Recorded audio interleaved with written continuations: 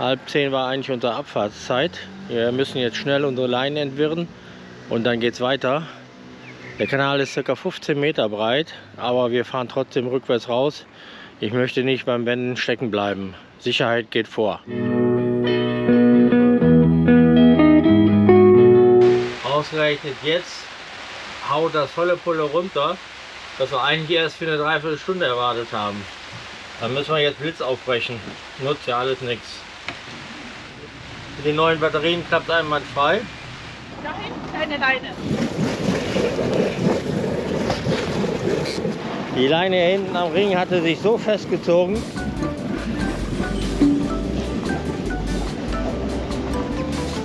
So, und wir sind los. Karte, UKW, Bugheck, alles gut. Und dann geht es jetzt auch schon los. Frank fährt schon raus und wir fahren jetzt hinterher. Bei so wenig Wind ist das Rausfahren hier nicht kein Problem. Und mit 2 Motoren ist das ganz easy. Da kann ich immer die Richtung mit den entsprechenden Maschinen steuern. Wir hatten da wirklich einen sehr schönen Liegeplatz gehabt. Hier vorne liegt auch noch ein Follower von uns aus Dänemark. Wir haben uns sehr nett unterhalten und er hat sich auch bedankt für die vielen Informationen aus unseren Videos. Auch euch wünschen wir weiterhin eine gute Fahrt. Ja, unsere 2 Skipper sind halt schon Profis. Pass auf, das Bötchen da, das ist okay. Ganz gut. Komm jetzt vorbei. Pass vorne auf, Jürgen. Da vorne. Die Segler warten schon vor der Brücke und dann werden wir auch gleich mit durch können. Ja, was mich jetzt wundert ist, dass da 2 Segler vor der Brücke stehen und die Brücke nicht wenigstens rot-grün macht, sondern immer noch auf Rot steht. Ich weiß nicht, ob die Funk haben und den anfunken können. Oder zumindest im AIS würde ich sagen, der hat AIS, der sollte eigentlich auch Funk haben. Jetzt fängt es aber richtig an zu regnen und die Brücke hat jetzt auch rot-grün. Die Brücke ist offen und wir können den Hafen verlassen. Leider heute nur bei Regen. Hier ist nochmal das Pfannekuchenschiff, wo Claudia und Frank gestern auch Pfannekuchen gegessen haben. Und der war lecker. Wir sind jetzt zu 4, 2 Segler, 2 Motorboote. Die nächste Brücke wird auch für uns geöffnet, da müssen wir uns nicht kümmern. Gleich ist sie ganz oben, dann können die Segler durch und wir hinterher.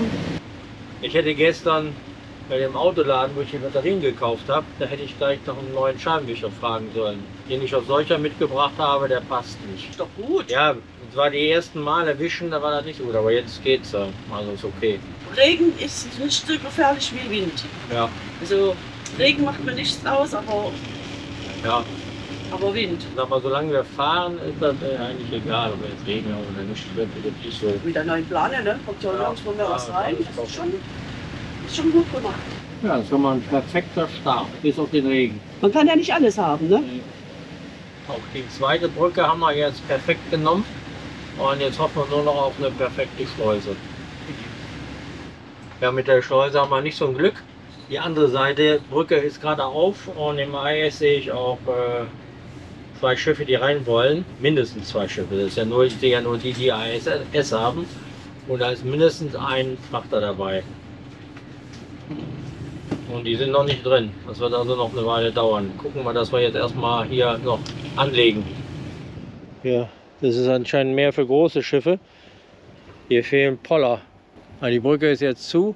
Das heißt, und die Schiffe sind drin und jetzt wird geschleust. Doch einige an kleinen Schiffen, die hier reinfahren. Die Schleusung selber dauert ja nicht so lange. Der Regen hat zum Glück auch etwas nachgelassen, tröpfelt nur noch. Das ist also erträglich.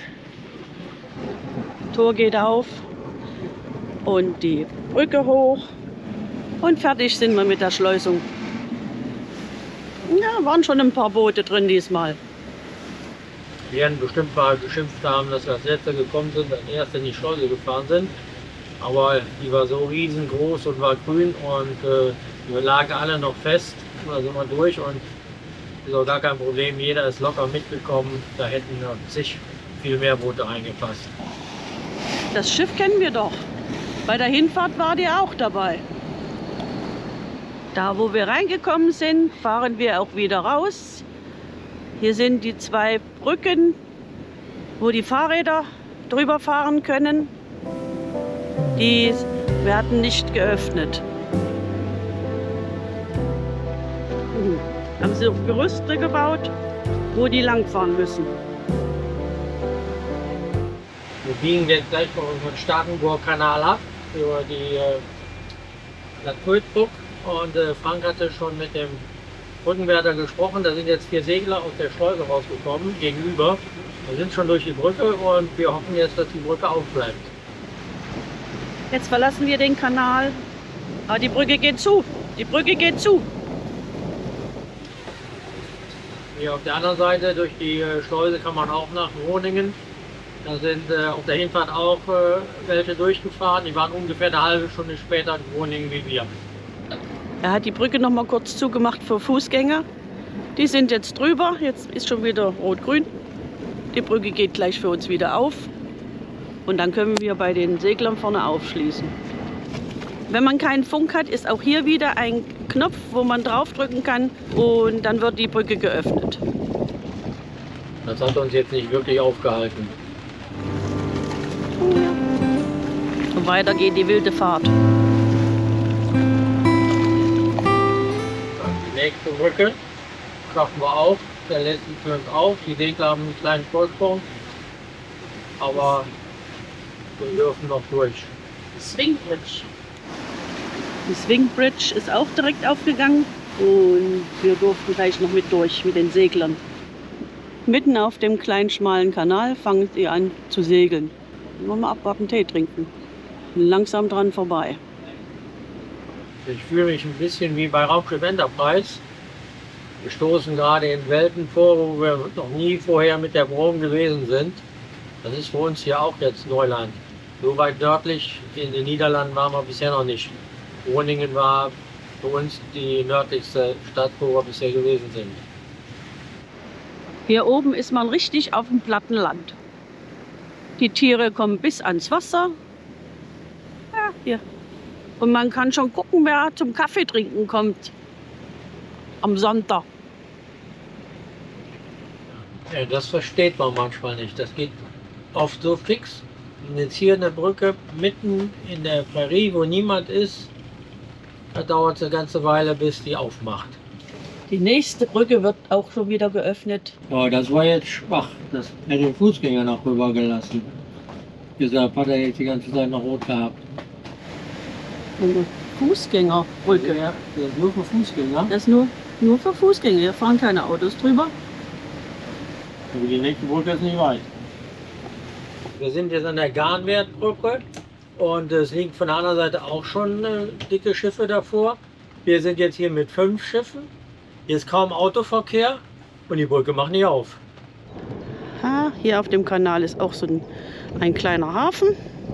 Mit großen Stegen und ist grün. Das heißt, hier hätten wir auch Pause machen können. Mit einem Restaurant da vorne. Jetzt geht die Brücke auf. Wir haben rot und die hat auch gerade durchgesagt, dass erstmal die andere Seite fahren kann. Und das erkennt man natürlich auch daran, dass die Brücke aufgeht und unsere Seite rot hat. Ansonsten hätten wir ja rot-grün. Die Brücke hat jetzt geöffnet. Erst durften die nach Richtung Groningen rein und jetzt dürfen wir raus. Großes Restaurant mit schöner Terrasse, wo man bei herrlichem Wetter auch schön draußen sitzen kann. Bloß dieses Jahr ist zu Pfingsten das Wetter nicht gerade einladend. Und weiter geht's Richtung Norden hoch. Die Brücke Roderhahn hat auch schon rot-grün. Wir haben mittlerweile noch 3 Boote hinter uns. Wir sind jetzt insgesamt 8 Boote und fahren alle gemeinsam durch diese Brücke. Hier ist auch wieder der Vorteil, dass die Brücke so aufgeht, dass die Gegenseite auch zur gleichen Zeit durchfahren kann. Wie sagt man so schön in Friesland oder oben an der Nordsee? Shitwetter. Jetzt ist das Wetter richtig kalt und ungemütlich. Also der schlechteste Tag bisher in unserem Urlaub. Aber wenigstens ist die neue Kappe jetzt überall dicht. Ich habe nochmal mit Silikon abgedichtet, die Ränder. Und jetzt läuft hier nichts mehr rein, nirgendwo tropft was rein. Perfekt. Es ist heute so kalt, dass wir sogar einen Friesentee trinken müssen. Prost, Prost. Wir fahren jetzt heute 2 Stunden durch grüne Landschaft. 5 Grad mehr und alles wäre gut. Die Sonne kommt raus, merkt man sofort, dass es hier drunter schön warm wird. Und ja, wir sind jetzt gleich an der letzten Brücke vor der Schleuse, die immer offen steht. Dann kommen wir auch in etwas breiteres Wasser. Dann haben wir kein Hindernis mehr bis zu unserem Ziel. Wir müssen warten, bis die Brücke für uns geöffnet wird. Bis jetzt zeigt sie immer noch rot an, noch kein rot-grün. Jetzt sind wir an der Schleuse Lammersboden und wieder erwarten ist die Schleuse tatsächlich zu. Oder zumindest das Tor ist zu. Ob wir das jetzt schleusen müssen, weiß ich noch nicht. Tor geht auf, das ist schon mal gut. Wir müssen hier tatsächlich schleusen, entgegen unseren Erwartungen. Die Schleuse ist relativ klein, 50 Meter lang. Das heißt, es könnten theoretisch maximal 4 Boote hintereinander, aber bei der Länge der Boote eher 3 und dann noch 3 auf der anderen Seite. Und das könnte natürlich etwas eng werden. Jetzt schauen wir mal, was die vor uns so alle machen. Als erstes lassen wir erstmal die Segler rein. Der erste geht schon rein. Schauen wir mal, was wir da machen jetzt. Also ich gehe auf jeden Fall rüber. Vielleicht hätten wir doch hinter den Segler gehen sollen. Weil hinterm Frank wird knapp. Schauen wir mal, obwohl das geht. Guck mal hinten, ob wir Platz genug haben. Lieber noch 1 Millimeter nach hinten. Sonst bist du beim Frank drin.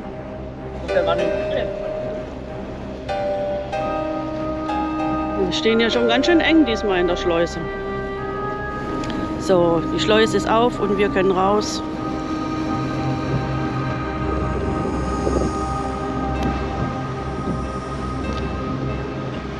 Die Schleuse haben wir geschafft, das war ganz schön voll und eng. Und überraschenderweise mussten wir überhaupt schleusen. Hier scheint ein Fest zu sein. Der Hafen ist brechend voll, wo wir eigentlich hin wollten. Es ist heute Pfingsten und in Zoutkamp, ja, scheint irgendwas los zu sein. Massen an Fischerboote. Unser Ziel, was wir ansteuern wollten, Zoutkamp, hat ein Fest die nächsten 3 Tage. Das bedeutet, wir bekommen hier keinen Platz mehr und müssen weiterfahren. Die Brücke geht da vorne auch schon auf, sodass wir weiter durchfahren können. Wir schauen mal, vielleicht haben wir im Yachthafen noch Glück, was zu bekommen, aber abwarten und Tee trinken. Und jetzt werden wir weiter schauen, ob wir hier noch vielleicht irgendwo noch Glück haben. Ja, wenn du dich da hinlegst, hast du keinen Strom. Da ist ein Steg, da sollen wir dran. Auch wenn da rot ist, ist kein Problem. Die Leiter habe ich schon mal. Jetzt haben wir erstmal angelegt. Und jetzt doch Glück. So, hier vorne bist du aber überhaupt nicht fest. Wir sind vorne schon fest genug, aber unten und dann machen wir die noch hier. Vorne fest, hinten fest, passt. Soweit. Frank und Claudia stehen auch. Haben wir einen perfekten Platz gekriegt. Puh, ey. Wir liegen jetzt hier wunderbar im Yachthafen und da hinten war ja alles so gerammelte voll. Habe ich ehrlich gesagt auch nicht damit gerechnet, dass wir hier im Yachthafen einen Platz kriegen. Aber ein wunderbarer Lenksteg passt für uns beide hier perfekt. Besser kann es nicht gehen. Da vorne ist gleich der Ausgang und wir liegen hier perfekt. Das Hafenmeisterbüro, da kann man so ein paar Kleinigkeiten kaufen, wie Karten, Toilettenpapier. Hier sind die Sanitärräume gleich. Und da vorne auf dem Steg liegen wir schon. Toiletten sind außen. Und für die Duschen muss man hier rein. Auch beheizt, das geht also auch im Frühjahr und Winter. Auch großzügig. Ja. 3 Stück. Ja, das ist immer eine schöne Trennwand, da wird das Zeug wenigstens nicht nass. Ja, da muss man 50 Eurocent reinschmeißen. Ja, hier werden die Klamotten wenigstens nicht nass. Ja, Das Ganze 3-mal. Alles sehr gut. Sehr geräumig. Jo, hier kann man duschen gehen. Wirklich sehr schön mit Spielplatz. Hier ist der Müll, dahinter die Toiletten und dann die Hafenanlage. Und hier ist das Hafenmeisterbüro. Hier kann man auch Holzarbeiten machen. Das ist ein Familienbetrieb. Alles sehr spannend. Und man kriegt hier so ein paar nötige Artikel, die man so tatsächlich braucht. Vor allen Dingen auch Karten. Wir suchen noch die Arta-Karte 25. Die im aktuellen Modell, da hat man eine schöne Übersicht. Hallo. So. Ja. Ja, 6,95 bitte. Danke. Ja. Ein schöner, gemütlicher Hafen. Und wir gehen jetzt gleich mal zum Fest. Hier sind noch einige Wohnmobilplätze mit Strom. Und ist sogar noch was frei. Die ganze Wiese lang. Top. Die Schafe weiden da hinten. Da ist der Yachthafen. Und hier runter geht es gleich rüber nach Zoutkamp. Ja, jetzt kommt man in die Stadt rein und man hört schon, hier tobt der Bär. Hier ist ja richtig was los. Sogar mit Autoscooter, Schießen. Naja. Erstmal was trinken. Haben heute noch nichts getrunken so richtig.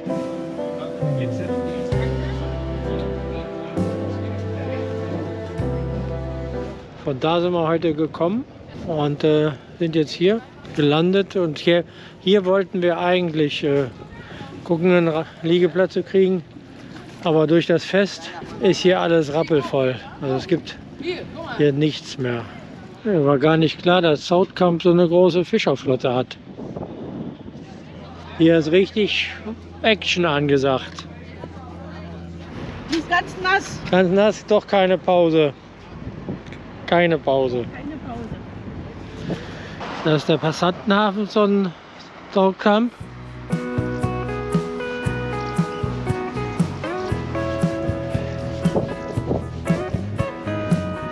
Und da hätten wir tatsächlich noch einen Platz gekriegt. Aber wir brauchen ja 2. Aber so liegen wir schön in der Natur. Ist nicht groß. Aber das zeigt, dass hier nicht so viele unterwegs sind. Den Piratenmarkt.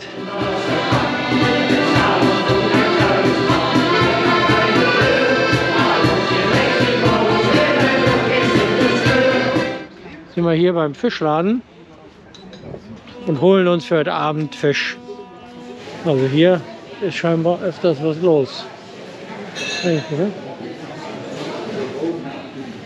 Und da gibt es auch eine Fischtheke. Hier am Hafen ist dann auch gleich das Fischereimuseum.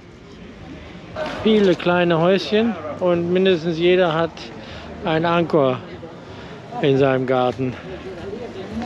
Und am Hafen gibt es auch Eis, da hole ich mir jetzt eins. Klein, aber fein.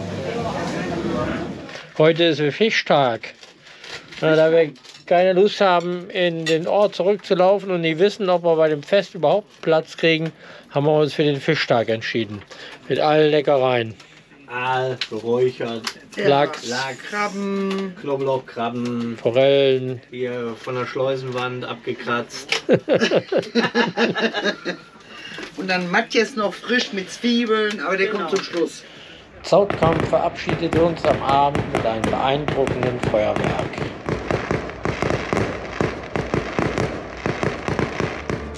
Wir fliegen über den Yachthafen. Hier ist so das Verhältnis zwischen Segel und Motorboot 1:1. Auch die Größe der Boote ist nicht so riesig. Dann geht es Richtung Zoutkamp mit seinem Fischereihafen. Der ist wirklich relativ groß für diese kleine Stadt. Der Passantenhafen im Vordergrund ist dagegen winzig. Man sieht die Brücke und dann drehen wir wieder zurück Richtung Yachthafen.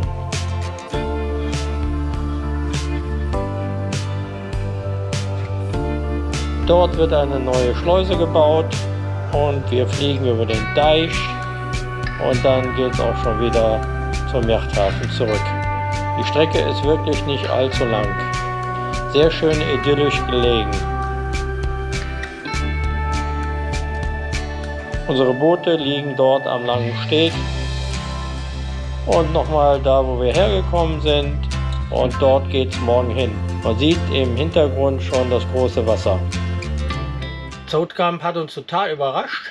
Wir hatten da ein Fest und haben natürlich dort keinen Liegeplatz mehr gekriegt und hatten jetzt befürchtet, im Hafen ist alles voll. Aber hier war es sehr entspannt. Ein wirklich schöner Hafen, gute Sanitär, alle Infrastruktur stimmt, nette Hafenmeisterin. Dort kriegt man auch was Nötiges gekauft. Der Weg in den Ort ist nicht weit. Der Ort hat sehr viel Geschäfte und Fischgeschäfte. Es ist ein Fischerort hier und ja, hier erwarten ja anscheinend sehr viele Besucher über das Jahr, weil für so einen kleinen Ort so viel Restaurants und Infrastruktur ist schon enorm. Aber die Fischerflotte habe ich nicht so erwartet. Abends hatten die hier noch ein tolles Feuerwerk gemacht. Also es hat uns hier rundherum gefallen und kommen gerne wieder. Bis zum nächsten Video.